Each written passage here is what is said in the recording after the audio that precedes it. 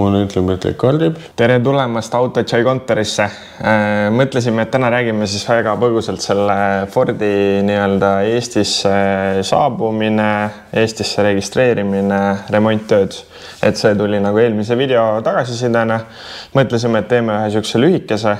Samas tahaks välja tuua seda, et need USA autod mingi üksiku tüübi kinnituse koodiga ja kõik muu ei ole nagu meie argipäev, et kui kindlasti on vaatajate seas targemaid, et võite vabalt kommentaarides endast märku anda ja siis sisuliselt öelda, millega me eksime oma tekstis, mida me välja räägime. Jutt on siis sellest samast eelmise video Ford F-150 Raptorist. Eks ta sai nagu selline hingega auto toodud, natuke erilisem ja selle siis saagast, kuidas see auto Eestisse registreerida. Lühidalt siis see auto on Lobo, mitte Ford, ehk siis alguses on ta tehtud Mehhiko turu jaoks. Mehhikost on ta saabunud siis 2019 aastal Belgiasse. Ja siis, kuna tal olid nagu Belgia dokumendid, siis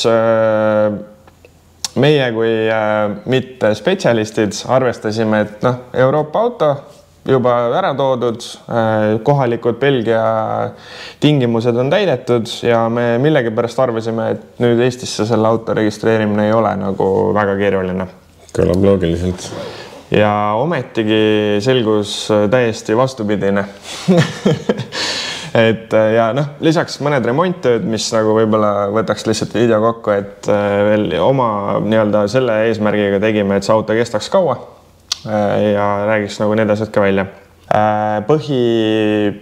Siuksed esimesel saabumisel ääremärkused olid siis selle ümber, et autol oli esiklaas katki ja autol oli mootorituli. Ja kuna autol on esiklaas katki, siis sellega ei ole mõtet minna arki. Sellepärast, et kui sul on klaasis mõra, siis see on piltlikult öeldes ülevaatust takistav tegur ja sellega ei ole mõtet minna sinna esmasesse registreerimisse. Siis selgus, et tegemist on Raptoriga. Raptoril mingisugune natukene vingem esiklaas või mis iganes. Siis me ootasime seda kohe paar nädalat. Esiklaas oli minu arust kuskil 750 €. Mõne tänapäeva auto mõistes võib-olla esiklaasi hind ei olnudki nii hull, aga kuna see ooteaeg ja kõik muu oli ja tahaks nagu auto registreerida, siis see tekitas natukene frustratsiooni. Kui me saime auto sellisesse seisu, et minna nüüd sellega esimesele tiirule Maanteeametisse, siis enne seda oli meil vaja teha. Me juba teadsime, et me suhtlesime kohalike ettevõtetega, kes on nende USA autode spetsialistid, ütlesid, et meil on vaja mõned tuled juurde panna, gabariidid, kontrollida, et kas tagurdustuled, udutuled, kõik sellised nagu nõuded on täidetud. Tulede osas siis oli niimoodi, et esiklaasi ülesse, kuna auto on nii kõrge, whatever, siis sa pead nagu märku andma, et sul on suur auto. Nagu rekka. Just. Kusjuures läheb sinna rubriiki. Varsti räägime kaalust ka, siis see on täpselt see, mis sa just mainisid. Aga algselt ei olnud siis esiklaasi üleval neid mingid siuksed gabariiditulesid, mis peavad olema. Ma ei tea, kas need on Eesti seadused, siis kui Belgias võisid sõita, siis Eestis ei või sõita, siis järelikult on Eesti seadused minu vaadates, ma ei tea. Jah, või Belgias keegi sai kuidagi teistmoodi tehtud asjadena. Võib-olla. Siis saime need esimesed tuled sinna ette pandud, siis tagumistel suunatuledel oli loomulikult pirnvallet värvi või midagi. Need sai üsna lihtsasti ära lahendatud. Ja siis taha sinna tagastangesse, sinna me panime siis juurde udutule ja siis tagurdustuli. Loomulikult meie autol oli puudu ka pidurdustuli, see ülemine lisapidurdustuli. Et ilmselt samamoodi, et Belgias ei olnud vaja, pole hullu. Täiesti tühi oli, lihtsalt auk oli nagu. Aga meil oli nagu sinna tuld vaja Maanteeameti hinnangul. Ja siis need asjad me tegimegi nagu ära, enne kui me läksime. Meil jäi alles gaasiseade autole külge. See on seotud kaaluvestlusega muideks. Wow. Ja siis me läksime Maanteeametisse. Meil oli mootorituli ära kustutatud, esiklaas vahetatud, pirnid, tuled, viled, kõik oli nagu niimoodi. Ja siis me jõudsime esimesel tiirule Maanteeametisse, siis Maanteeamet hakkas seda üksik tüübikinnituse juttu ajama. Et mina olen kogu aeg nagu läinud nende Saksa autodega, mis iganes Tesladega, mis on nagu massitoodang konkreetselt, et kus sul on need tüübikinnitused, kõik asjad olemas, et sa lihtsalt ei pea sellega tegelema. Sellel autol oli siis, läksin samamoodi arki nagu tavaliselt, tehti pildid, kõik standardne protseduuri ja siis öeldi, et no mingi 2 nädala pärast kuuleme selle auto kohta. Kui varasemalt ma olen kõik autod niimoodi saanud, et ma lähen sinna angaari ja siis lähen registreerima. Ehk siis tüübikinnitus. Siis tüübikinnitus vastus tuli 2 nädala jooksul, et ilmselt selline 13-14 päev, siuke jälle 2 nädalat raisatud. Et nii saigi sellest protsessist nagu selline 3 kuud. Et kogu aeg oli oota esiklaasi, oota mingit pirne, oota lisapidurituld, oota, ma ei tea, mõnda seal juppi, mis kapoti alla läks. Kogu aeg nagu venis. Samal ajal sul auto on olemas, saaksid sõita, aga sa samas ei saa ka.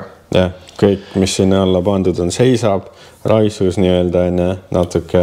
Just. Ja siis proovimärgid olid ka juba tol hetkel peal või? Jah. Proovidega, tegelikult sa nagu saad sõita, aga samas see proovnumbrimärkide eesmärk ei ole see, et sa nüüd käid poes piima ostmas sellega. Et seal on kindlad reegleid, sa saad ainult päeval sõita, sul peab olema põhjendatud sõit, sa pead midagi nagu väärtuslikku tegema, mis selle auto aitab sul Eestisse registreerida piltlikult öeldes. Ja samal ajal kindlustus on kallim, on? Jah. Samas registreerimistasu ei ole.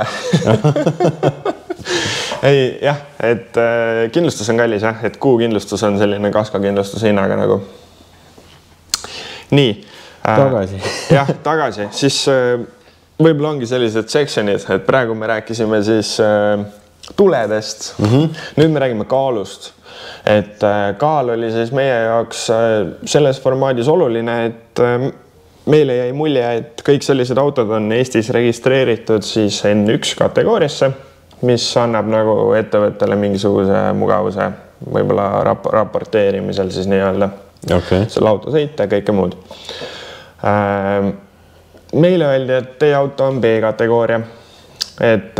Ja N1 ja B-kategooria erinevus on siis see, et kui palju sul on kaalu planeeritud kaubaveoks versus inimeste transportimiseks. See auto kaalub tühjana 3 tonni ja 30 kilogrammi. Big boy. Jah. Ja hoiame meeles, et B ja N1 siis kategooria maksimaalne kaal on 3,5 tonni. See on siis täismass. Täismass, jah. Nüüd, selle auto täismass on kirjas e-teeninduses 3379 kilogrammi. Ehk siis selle auto kandevõime on pandud kirja 349 kilogrammi.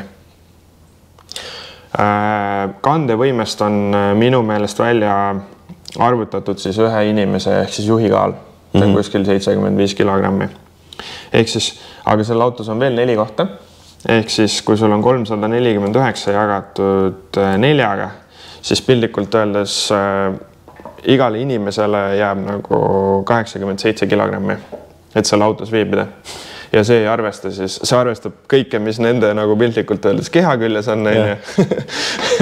Ja samas ei arvesta seda, et sul on sellel autol meeletu tagakast, kuhu sa saaksid, ma ei tea, ma arvan, et sa võid sinna julgelt panna mingi 500 kilogrammise toote, mis tegelikult Maanteeameti vaatest ei ole seaduslik. Just. Et sellised väiksed nüansid ja millega me siis nagu lõhki läksime, oligi see, et sul peab jääma nagu rohkem kandevõimet kaubale kui inimestele. Et sa saaksid selle N1 registreerida. Ja siis me nagu ausalt öeldes korraks proovisime ikkagi, et asja eesmärk oli siis selline, et me esiteks üritasime sellest kõigest aru saada, sest üsna keeruline. Meil on siin väike kiri, mis selgitabki kõike seda. Sisuliselt mingite nüanssidega see auto oleks võimalik saada N1 kategooriasse. Ja see tähendaks siis seda, et me elimineeriksime ära täielikult selle gaasiseadme, teeksime uue kaalumise autole ja me tegelikult jõudsime selleni, aga me elimineerisime siis LPG seadme ära, saime sealt natukene nagu seda tühimassi kaalueelist. Vaatan korraks, palju see mõõteprotokoll seal tuli. Jah, me jõudsime tühimassiga 2,9 siis tonnini. Aga meil oleks olnud vaja veel sealt kuskilt umbes 100 kilogrammi maha saada, et meil oleks nagu rohkem seda kandevõimet kui inimesi. Ja siis me mõtlesime, et me ei ole nõus, et nagu reaalselt, sellepärast, et mida siis tehakse nende autodega, et N1 kategoorias tehakse, kuidas see nagu 100 kilogrammi sealt veel maha saada, on piltlikult öeldes sellised asjad, et sa paned plekkväljad sellele autole alla või nagu sisuliselt, kust iganes sa saad 100 kilogrammi leida, elimineerida niimoodi, et see su sõitu ei häiri, siis sa elimineerid need, lähed uuesti kaaluma. Ja siis see läks nagu meil nii-öelda mõtte vastaseks, et siis me mõtlesime, et ole siis B1 kategooria, aga jälle raiskasime nagu ressurssi, elimineerisime mingeid LPG seadmeid, tegime nagu mingeid esimesi asju, aga lõpuks jäi asi nii. Ja, aeg raha kulus jälle. Ja siis üks idee veel, mis leiti on see, et põhimõtteliselt te saate elimineerida enda siis 5. istekoha autol. Et kui sa võtad ära turvavööd, mõlemad siis nii pandla kui selle kinnituse, teed asja viisakaks, et sa ütled, et sul on auto 4-kohaline, siis see oleks ka sobinud. Aga samas nagu jälle, et sul nagu on see 5. koht, mida sa ei saa siis kasutada, et see oli ka nagu ei tundunud väga loogiline. Nii, see oli siis kaalu asi. Põgusalt nagu remondikuludest ka. Seekord sai nagu nii-öelda tehtud nii palju, et see oleks nagu auto pikaks ajaks. Sai kulutatud sinna ebamõistlikult raha, mis mitte kunagi tagasi ei tule, aga samas see auto on ka ühtlasi ka nagu korras. Elimineerisime siin kastikatteid ja kaalusime autot jälle, tegime mingeid kindlaid asju. See oli üks siuke suurem valus arve, et 3800 koos käibemaksuga, aga see oli see esimene suur remont ka. Saime nagu kõik asjad tehtud. Jah, esiklaas. Ei, kas on siin esiklaas? Nägin korraks. Esimesed pidurikettad, esipiduri klotsid, numbri tule, mingid pirnik, õli vahetasime ära. See on vist 1 liiter. Haldeksi nelik või Esimene hooldus pikaks ajaks, kõik, mis natuke kulumist näitas, vahetati välja. Siis salong ei puhunud sooja. Seal oli ka mingisugune mootor. Selle sai ka tehtud. Siis see kaalumise mõõteprotokoll on ka päris nagu detailne, et see on päris äge. Teevad pildid autost, et see on nii-öelda sobilik esitada siis Maanteeametile nagu ametliku dokumendina.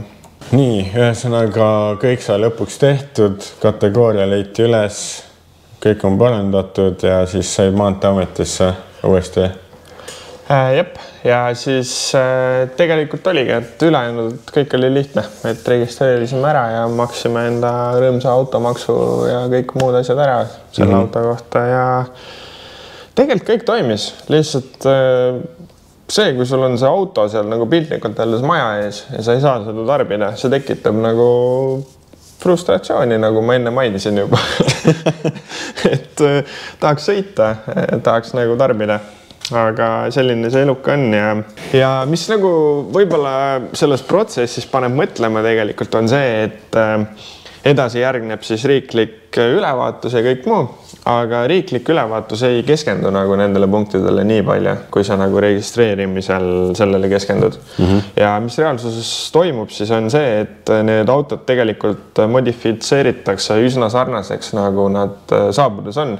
Ja seda kõike nagu, et see Maanteeameti linnuke kiire saada, see on selline nagu natukene selline harjutus, et kuidas nagu rõõmustada ametnikud ja siis sealt edasi on nagu kõigil üsna suva. Et olles selles protsessis, siis võib-olla see nagu veidi häirib. Aga auto on registris, kõik on hästi ja auto jätkuvalt toimib ka.